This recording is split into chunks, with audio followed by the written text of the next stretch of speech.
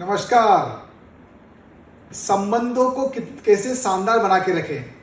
आप रोज अखबार में सुनते होंगे, पति का पत्नी से झगड़ा हो गया, उसने झगड़ा करके सुसाइड कर लिया। क्या क्या नहीं हो रहा परिवारों में आजकल। आज शादी की 10 दिन बाद डाइवर्स हो गया। ये क्या हो रहा भाई? ये संबंधों को कैसे संभालें?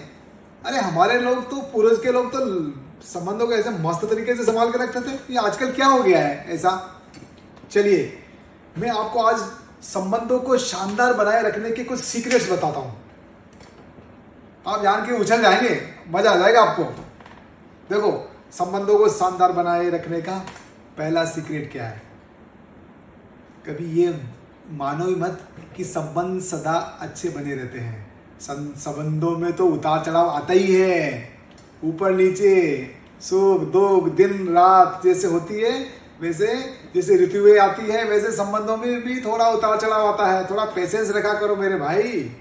इसी भी क्या जल्दी है? कभी संबंध थोड़े खराब हो तो थोड़ा पेशेंस रखो, फिर ठीक हो जाएंगे। सबसे पहला सिद्धांत है, उतार चढ़ाव को पेशेंसफुली संभालो, इतना जल्दबाजी मत करो, ठीक है। दूसरा सबसे इंपॉर्टेंट है, संसार है एक नदियाँ, सुख दुख दो किनारे हैं। अरे ये संसार एक नदियाँ हैं। अलग अलग तरह के लोग मिलेंगे आपको जिंदगी में, सबका स्वभाव अलग अलग है। कुछ पॉजिटिव स्वभाव के हैं, कुछ नेगेटिव स्वभाव के हैं, कुछ क्या। अरे भाई, कबीरदास जी ने कहा है, कबीरा खड़ा बाजार में सबकी मांगे खैर, ना किसी से दोस्ती ना किसी से बैर। क्यों इतना किसी से दोस्ती कर रहे हो और क्यों किसी से इतना बैर भी पाल रहे हो? सबके साथ सहज रहो, आराम से रहो, मजे से रहो। न किसी को दुश्मन समझो, न किसी को बहुत बड़ा दोस्त समझो। सहजता से रहना सीखो, सबको निभाओ चाहे जैसे लोग हैं। नेगेटिव लोग भी घर में, उनको भी संभाल के चलो भाई। सारे के सारे पॉजिटिव थोड़ी मिलेंगे, कुछ तो रहेंगे। अरे भाई, फूल भी लगते हैं, कमल का फूल होता है, गुलाब का फूल होता है, तो उसमें कभी कांटे भी होते हैं थोड़े, तो वो तो चलेंगे। जिंदगी में सबको साथ लेके चलने की कला डेवलप करो। दूसरा सिद्धांत ये है। तीसरा, सबसे बड़ा रोग क्या कहेंगे लोग।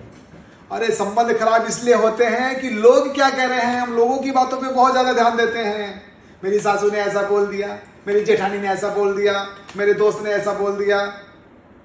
ये लोगों की बातों पे ध्यान दे दे के अपना दिमाग खराब कर करके और हम अपने संबंध खराब कर लेते हैं। अरे भाई सुनो, सबकी सुनो, पर समझदारी से करो मन की। आप भी तो समझदार हो। लोगों का कहना है क्या? लोग तो कहेंगे अपने अपने स्वभाव के हिसाब से। तो सबसे बड़ा रोग क्या कहेंगे लोग, ये सब माथा पच्ची छोड़ो और अपने मन से, मर्जी से जो आपको ठीक लगता है वो करो। और एक जरूरी बात है कि कभी भी किसी सामने वाले से कोई गलती हो जाए और आपका नुकसान भी हो जाए, जाने अनजाने में गलती भी हो जाए, नुकसान भी हो जाए, तो भी माफ कर दो।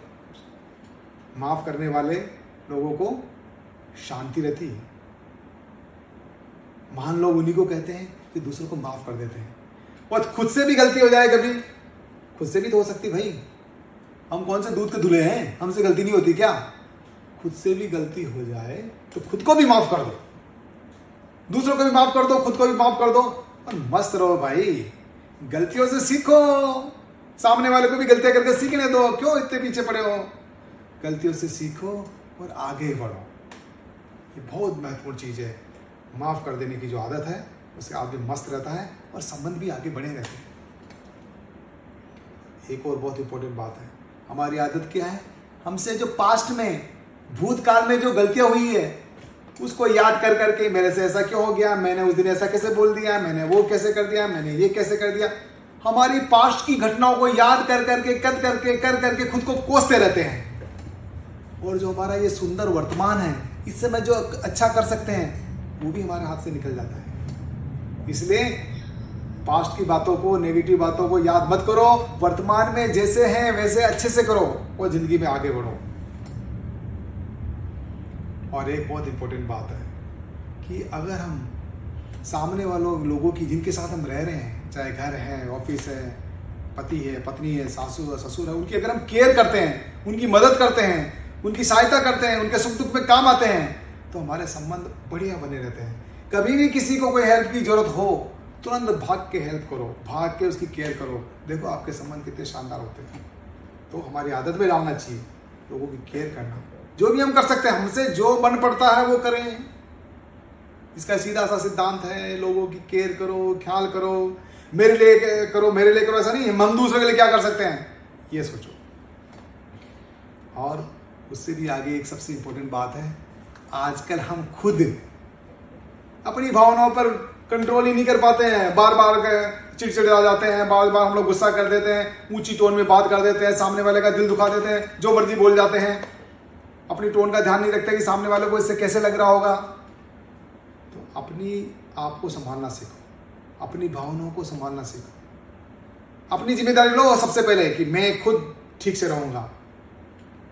जब आप अपनी जिम्मेदारी लोगे तो अपने आप दूसरे भी आपको अच्छा रिस्पॉन्ड करेंगे। तो ये बहुत बहुत बहुत ज़रूरी चीज़ है।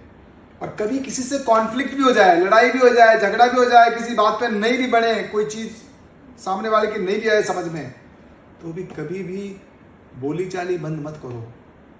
बोली चाली कभी बंद नहीं करनी है। हम लोग क्या करते हैं, कई बार बोलना ही बंद कर देते हैं और उससे संबंध और ज़्यादा खराब हो जाते हैं। सामने वाला की बात अगर समझ में आ जावे और वो सही कह रहे हो है तो उसके हिसाब से कर लेना चाहिए, और समझ में नहीं आ रही है तो कोई बात नहीं। मतभेद हो सकते हैं पर मनभेद नहीं करने हैं। संबंधों को संभाले रखने का ये बहुत बड़ा सिद्धांत है। और एक बहुत शानदार बात बताता हूँ और आपको लास्ट, जो हमारे लोग पहले से ही घर परिवार में ऐसा करते थे और परिवार में सुख शांति रहती थी, परिवार में एक पॉजिटिव माहौल बना रहता था। क्या करते थे आप बताओ? हमारे परिवारों में सुबह उठते ही सभी छोटे लोग बड़ों का आशीर्वाद लेते थे, ब्लेसिंग लेते थे, ताकि घर की सारी नेगेटिव एनर्जी खत्म हो जाती थी। एक पॉजिटिव माहौल बन जाता था सुबह सुबह ही। और शाम को नौकरी या अपना सारा काम करके जब घर पे आते थे तो फिर से आशीर्वाद लेते थे, साथ में मिल बैठ के खाना खाते थे, मिल बैठ कर के कुछ खेलते थे, मस्ती मजाक करते थे। इसलिए कम से कम शाम को थोड़ी देर बैठो, गप्पे मारो, कैरम खेलो, ताश खेलो, कुछ खेलो। खेलने से भी हमारे संबंध सदा मधुर और मस्त बने रहते हैं। इन बातों का अगर हम ध्यान से ख्याल रखेंगे ना, तो संबंध की जो ये धरोहर है हमारी परिवारों की, हमारा हिंदुस्तान फैमिली सिस्टम के लिए माना हुआ विदेशों में भी, उस फैमिली सिस्टम को वापस हम लोग मजबूत रख सकते हैं। और जब संबंध मस्त रहते हैं तो घर परिवार में खुशहाली रहती है, घर में लक्ष्मी आती है, मजा बना रहता है, आनंद बना रहता है। तो आज मेरा आप सब लोगों से यही आग्रह है कि संबंधों को और मस्त बनाओ, मजबूत बनाओ। बहुत बहुत शुक्रिया, बहुत बहुत धन्यवाद, नमस्कार।